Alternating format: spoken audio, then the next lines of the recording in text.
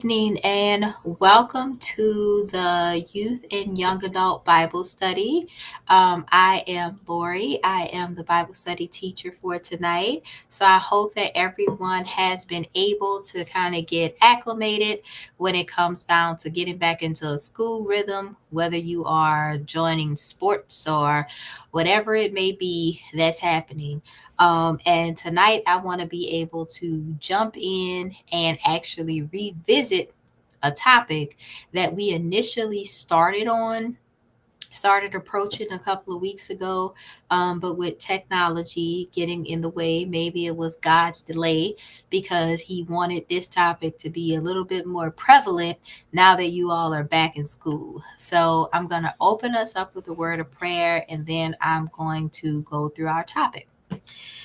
So, Father God, I would like to come to before you today, first and foremost, just saying thank you for an opportunity to live another day. I ask that you guide my tongue. I ask that you open the hearts of everyone listening to this sermon. And I ask that you help us to see what it is that you want us to see. In Jesus' name, I pray, amen. So, tonight we are going to go back to resolving conflict. Okay. So, a couple of weeks ago, I started on this topic, and I don't know if y'all remember, my computer internet was out, my phone internet was out. Nothing wanted to work. Every time I started talking about a point, everything just cut off. And by the end of it, it just completely shut me down.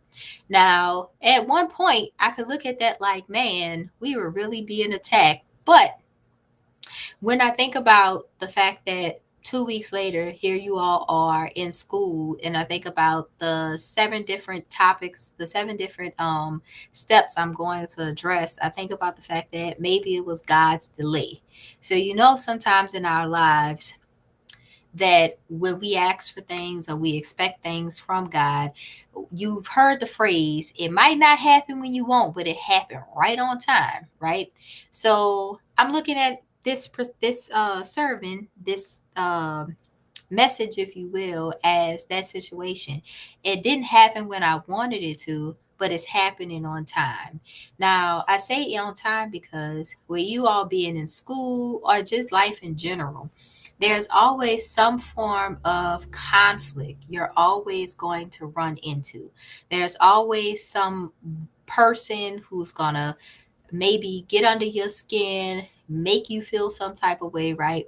And the question becomes, how do I biblically address? How do I biblically resolve whatever it is that's happening, right? So, I'm going to be talking about 7 different steps on how you resolve conflict, okay? So, step number 1 is going to be take the initiative, okay? So, when we talk about taking initiative, what this means is, of course, as we all know, anytime we get into it with somebody, right? We always want the other person. If the other person needs to be the bigger person. I'm not about to be the bigger person. You're not about to make me do that, right? But the reality of it is, if God has called you to follow him, then God is a peacemaker. So, who are we supposed to be looking like? We're not supposed to look like we of this world. We're supposed to look like God. So, if God is a peacemaker, would God wait to restore peace, right? So, from that perspective, think about it differently. What if God would have waited to give us Jesus? Because he was waiting for that perfect time for us to finally start acting right, right? We would never have that opportunity to be able to actually deserve or earn redemption, right? So when you think about taking initiative, you're not thinking about the fact you're not doing it because you feel as though that other person deserves it. Nobody is saying that at all. That could probably, I ain't gonna say all the time, but I'm gonna say probably be far from the truth, right? They don't deserve it. They don't deserve your approach. They don't deserve your kindness, all of this good stuff, right? But that still doesn't mean that you don't walk like God, right? It means that you do it and you do it humbly. You don't do it in a, well, look, I tried to have a conversation with you. No, that's not how we do it either, right? You approach it with grace, okay? But You have to understand it doesn't always work. Okay. So I want you to accept that. I want you to embrace that because some people might be combative. Some people might just want to pick at you. They might want to trigger you. They might want to fight you. But you have to understand how to be able to control that. Okay. So we have step one, which is take the initiative, right? Then we have step number two. Now, this is probably the hardest part for everybody to do. And I ain't going to say anybody, I ain't going to say most people, I'm going to say everybody. Okay. The hardest part when you are dealing with conflict is part number two, which is confess your part of the conflict. There are so many times when we like to say, but he did, but she said, but they did. See, you can't do that though. Okay. The reason why you can't do that is because that's not ownership. Okay. At the end of the day, yes, everybody probably played a part in whatever the situation is. And they could be 99% wrong. But if there is a 1% chance, just one, that you actually did something, maybe you looked a certain way, maybe you said a certain thing, maybe you didn't even realize you did something, right? We have to be able to reflect, okay? Because the reality of it is, we all have blind spots, okay? We can't tell when we do stuff all the time. I have been told so much that my face speaks before my eyes do sometimes. This is why I had to develop my poker face, okay? Because I had to learn how to have a still face. Now, granted, let me tell you this, it is not always fun having poker face either, because then people think I'm mad all the time too. And I'm like, no, I'm just shielding myself from reactions. It's not the fact that I'm mad. I just don't know how to react to whatever you're saying right now. So I'm gonna just keep it to myself for a second till I know how to react. And so you always have to just be mindful and understand that um like facial features, like facial expressions, body language, all of that type of stuff can play a part. So what if you did something unintentionally? You rubbed somebody the wrong way, maybe you bumped into somebody. I know one of the big things in New Orleans, oh my gosh, if you make a mistake and step on somebody's shoes, right, in school, somebody white shoes on top of that, right? And how people respond and react to you stepping on a tennis shoe. Oh my gosh. And it's not like you did it on purpose, but her mentality, somebody might push you the wrong way, you flip and you make a mistake and step on somebody's shoe, that could instantly turn into a fight. I've seen plenty of them when I was in school, but it wasn't intentional, right? And so it's about looking at a situation and saying, okay, did I play a part in this situation? Is there something I could have did better? Is there something I could have said differently? And how can I fix this moving forward, right? And so just even one sentence, understand that one sentence. You could just say, I'm sorry. Okay. I'm sorry for how it went down. So a lot of people think that saying, I'm sorry means I did something wrong. No, you can apologize for your tone. You can apologize for the way that you said things. You can apologize to say that we agree to disagree. Like, I'm sorry, we don't agree with each other, right? But it's something to be able to acknowledge, right? Then part number three, or step three, I should say, after you have taken the initiative and you told that person, look, I confess my part in this situation, right? The third thing you have to do is listen, okay? Now, you done stepped to them, you done walked, you done open your mouth. Now it's time to open your ears. Listen to their hurt, okay? One of the biggest things, and I know I'm not the only person because this is one of the things I got to work on the hardest. How many of y'all talk over people when they talking? Because you just feel like they already heading in the wrong direction. Like, nope, you understand what I'm saying? So let me just stop you right here and let me explain this. And they say one thing and it makes you want to explain it again. And oh, I'm so horrible at that. I'm really learning to control myself. But The problem is, if we continue to do that to people, we never give them an opportunity to say what they want to say and say what they need to say. Because if they say what they have to say, we can actually hear the hurt, we can hear the pain, we can hear it all in that conversation. And once we hear it, then we can know how to address it from there. But you can't hear if you're talking over each other, right? So I have to, and I know if y'all are like me, I know it eats you up inside just to stay silent. But you have to learn to stay silent. Okay, you have to just sit here and be like, okay, who breathe. Now don't start talking to yourself in your head, because if you're talking to yourself in your head because you're just trying to breathe and not talk to over talk them, you're still not listening. Okay, so you got to find a way to listen and not open your mouth. Okay, little tricks, little things that you could do. One thing I always do, I'll just sit here and sit like this. Because at least if I sit with my hand over my mouth, not full blown like crazy person, hand over my mouth, right? But if I'm just sitting leaning like that, it just gives me a cue, a physical cue to say, okay, don't open your mouth. Your mouth is covered. Don't take your elbow down. Don't cover. Don't do nothing. Just keep your mouth closed. Keep your mouth covered. Okay.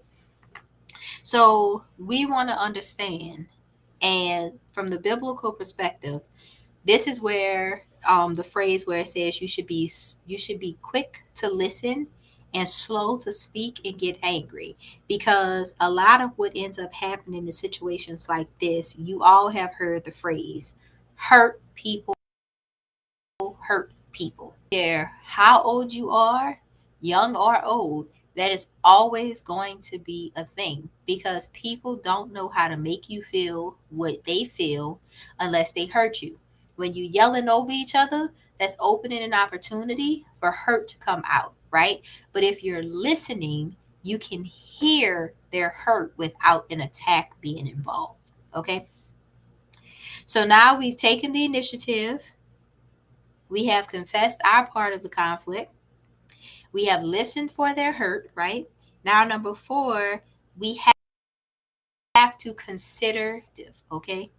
So most of the time when somebody is like not feeling me, not happy about what I said, I kind of give them a chance to just kind of sit with it, let it settle. So you got to do the same thing for yourself. Don't try to respond on the fly, okay? You have to let it settle. You have to actually discern it, break it down, consider their perspective. Because in that moment, you hyped up, your blood is pumping, you feel like I don't care what they said, I'm still right, because they shouldn't have did whatever they did, or they shouldn't have said whatever they said. All of that is irrelevant, right? You have to get to a point where you calm down and you consider their perspective. If I looked at this from the other, like, you know how people say the shoe is on the other foot. If I looked at it from a shoe is on the other foot perspective, if I felt how they felt, if I thought how they thought, what I have seen Lori's reaction the same way, right? What I have seen them do, the what I have seen how I reacted the same way that Lori saw me react, right?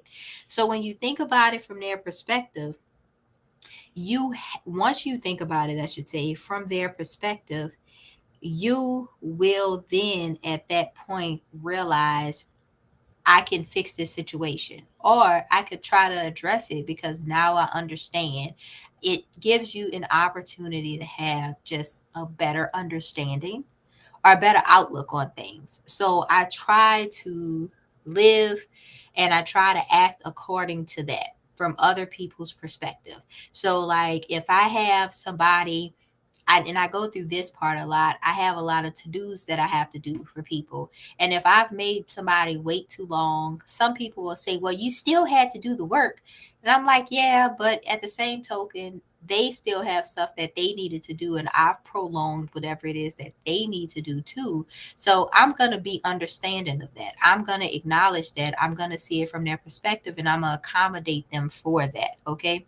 So it's about, yeah, of course I'm gonna feel like I have a leg in it. Going back up to number two. I'm 99% right. They 1% wrong. But I'm still, at the end of the day, I'm still going to see where my percentage was wrong and be able to address it from that perspective, right? Now, in some situations, this one is a big one, okay? In some situations, you might be dealing with somebody that's 100% wrong, okay? Just no ifs, ands, or buts about it, okay? Now, y'all done heard of criticism, but you need to understand what constructive criticism is, okay? What the word tactful is, okay? So, number 5 says you can tell the truth, but tell the truth tactfully, okay? So, if you know that somebody did something or somebody said something, it does not mean you go in there, well, you was wrong because of X, Y, and Z. You've heard the phrase, you can catch more flies with honey than vinegar, right? It's real. Put some honey out, put some vinegar out, and see which one gonna have, which fly trap gonna work the best, right? It's real. That's how we need to be with our words. So we don't always have to celebrate if we write, because it's not always a celebration, okay? Sometimes it sucks being right all the time. That's reality. It's not always the funnest thing, because sometimes being right means that you have to hurt people too, okay? Sometimes you being right doesn't always work out for everybody. It means that you have to do something that you are not uncomfortable, that you are not comfortable with, okay? And so when we talk about tact, okay, tact means in a nice way. You can say it, but you don't have to be mean about it, all right? So it's not enough to just speak the truth. You have to speak the truth with love, okay? Not malice, not intent to harm, not because you're about to let your tongue give somebody a lashing because, oh yeah, I figured it out, they deserve it. You will have opportunities to do that. You have to take the high horse, okay? Want to know why you have to take the high horse? Because Jesus took the high horse. How many times did Jesus have an opportunity to sit here and just knock everybody down who questioned him? How many times did he have an opportunity to do it? But that wasn't the purpose of what he was here for. He understood his purpose, he understood the plan, and his plan was not to be boastful or prideful. It was not to be full of ego.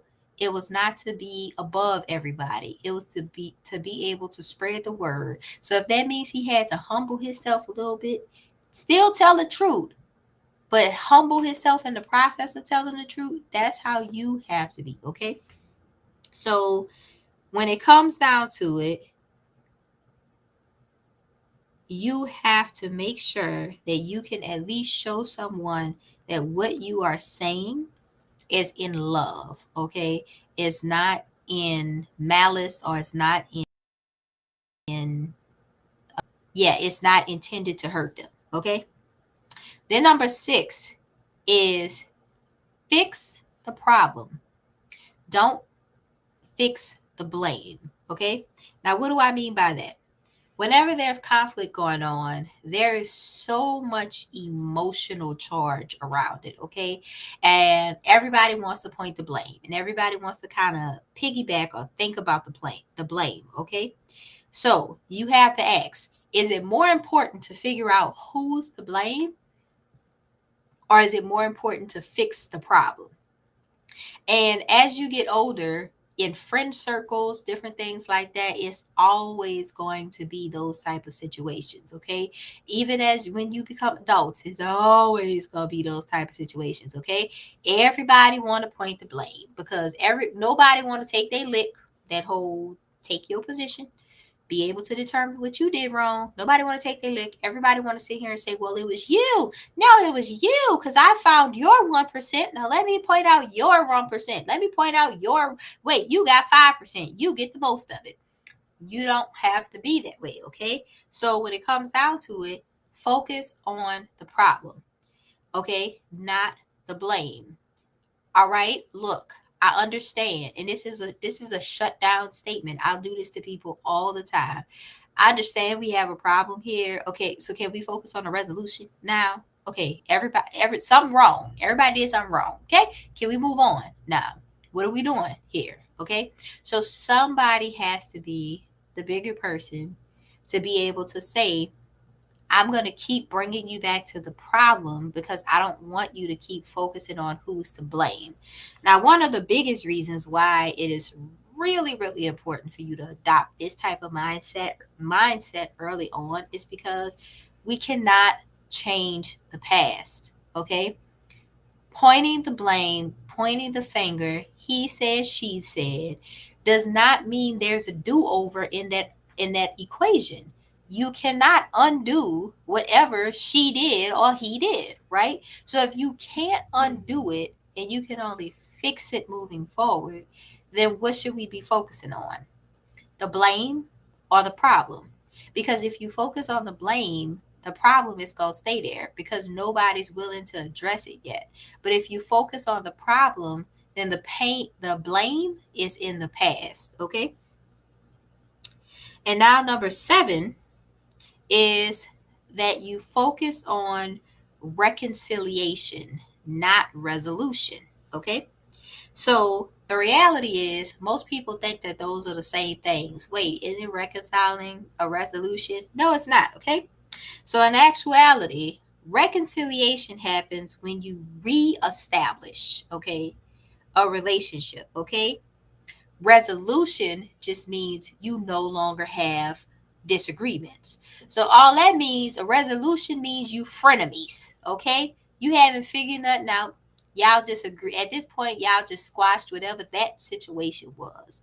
But if you reconcile with somebody, you saying, not only did we figure this out, but we're letting it go. We are going to reestablish our relationship. We're going to build from here. So you have a lot of people who say, you know what, let's have a clean slate. That's what that is. Reconciliation, okay? That's a clean slate. We are going to let bygones be bygones. That's where that phrase comes from, okay? So when it comes down to it, you want to be able to make sure that you focus on reconciling. Now, how do I focus on reconciling versus focusing on a resolution? Let me tell you, number one, reconciling means don't throw it back up in my face when you get mad. Okay, don't be that person because I this not y'all, but I know they got people out there. If it's your friends, tell your friends that's not cute. Okay, don't throw it back in somebody's face. We got 5 months down the road, a year down the road, all of a sudden you hear about something are really, so we just gonna go there again. That's called a resolution, okay? Because you just reached a pause, not a erase. You reached a pause, a period in whatever that situation was, okay? Now, if you want to reconcile and not just resolution, the second thing you should do is you need to make sure that you find a way to mend the relationship.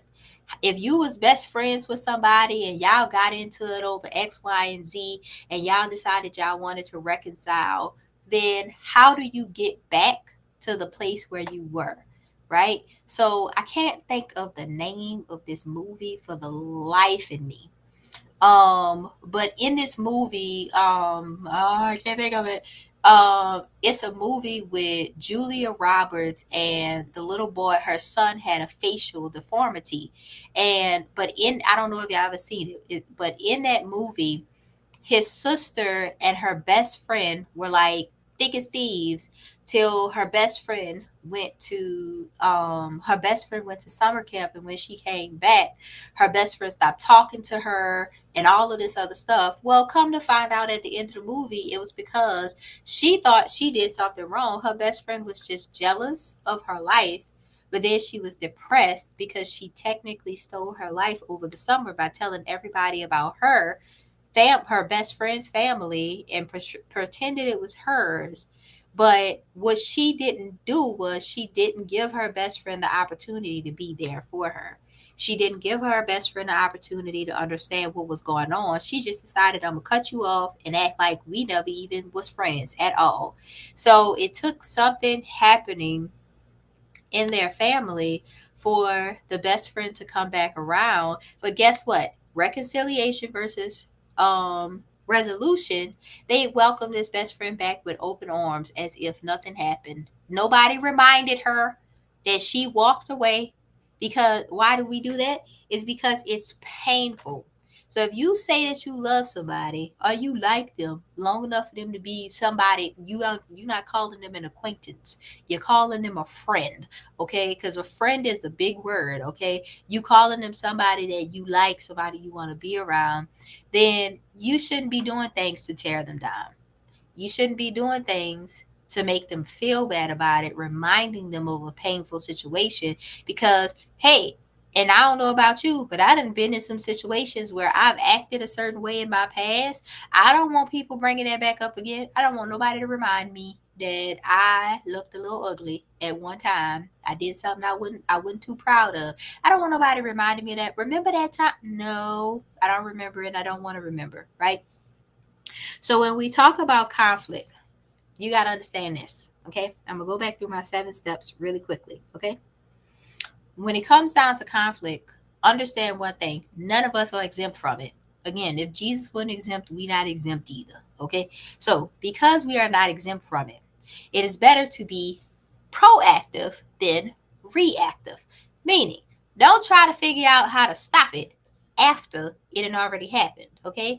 Figure out ways, put tools in place now to help you deal with it, because it's not a matter of if, it's a matter of when, okay? So when we talk about it again, the 7 steps, and I'll also say this too, if you are in a friend circle and conflict is occurring, try the steps on them. Help them mend the situation. Okay. Play mediator. Okay. I tend to do that a lot for people. Because I want to help people understand it don't always have to be the hooping, hollering, yelling, all of that type of stuff. That's of a Christian. It is not supposed to be who you are, okay? Not because we are following some type of mainstream image. It's because we're following Jesus. Again, Jesus had every opportunity to hoop, holler, and do everything, and he did nothing. So I don't know why we would think that we could do something different, okay? So with that being said, step number 1, take the initiative, okay? Whether it is you directly or friends who you're guiding, take the initiative. 2, confess your part of the conflict. If you are directly involved, confess it. If they are directly involved, encourage them to confess it. What did you do wrong? Don't ask them in a menacing way, to be like, so you want to talk about what you did? Find a way. You know your friends, find a way to get it out of them, right? Number 3, the hurt, okay? Listen for it, because you're going to find out what's going on by addressing just that thing, okay? Number 4, consider their perspective. So don't always assume they're right or wrong. Try to hear both sides. Try to get them to express both sides. If you're from the outside looking in, if you are within it, try to get them to listen to them, so that way you can get and understand their perspective. Number 5, tell the truth tactfully. Okay, so if you feel like you was wronged, if you feel like something happened, but you blah, blah, blah, don't go into attack mode. Don't raise your voice. Don't scratch your throat. It's not worth it. Okay. Yelling scratches your throat. I don't know about you, but I like singing in my free time. I can't sing if I done yelled at somebody and I done hurt my throat. Now I can't enjoy my music. I'm coughing. It's awful. Don't do it to yourself. Okay. Calm down. Take a little break and talk in a very calm and even voice. Okay. And speak tactfully. Okay. Number 6, fix the problem, not the blame. So don't go round robin, going around the circle. Who did who what? No. Focus on the root. Try to get to the problem. Focus on fixing that problem. Okay. And then the last part, focus on reconciliation again, right? Relationship rather than resolution. Okay. Because there's a pin in it. Reconciliation means let's reestablish a relationship. Let's reestablish a connection with each other. Okay. So, with that being said, if you follow this and you be able to choose, okay, because it's a choice to resolve conflict, then it's going, I promise you, and I say I promise you because I live majority of these steps. Okay, I ain't gonna say all because I'm still human. Okay, I'm getting there. I live the majority of these steps. Okay, and I promise you, it just makes life so much easier and simpler, especially for me. My favorite step is looking at it from other people's perspective. Okay, so with that being said, we have reached our time online, but I am looking forward to go room to be able to discuss with everybody what's been going on. But as you for this week, there's a couple of things I'll leave you with. One, if there's one of those steps that you kind of struggle with, find a way to start working on it. So like I said, I told you my favorite one was seeing stuff from people's perspective, and I told you the worst one I am at is listening and not talking over people. Work on it. Okay, find a way to work on it, because we can always be better, and that is our goal as Christians, to strive to be better. So with that being said, I am done. I don't know if Sister Carla has made it online or not, but I am going to put us in our room, and we will see you all again next week for our next session.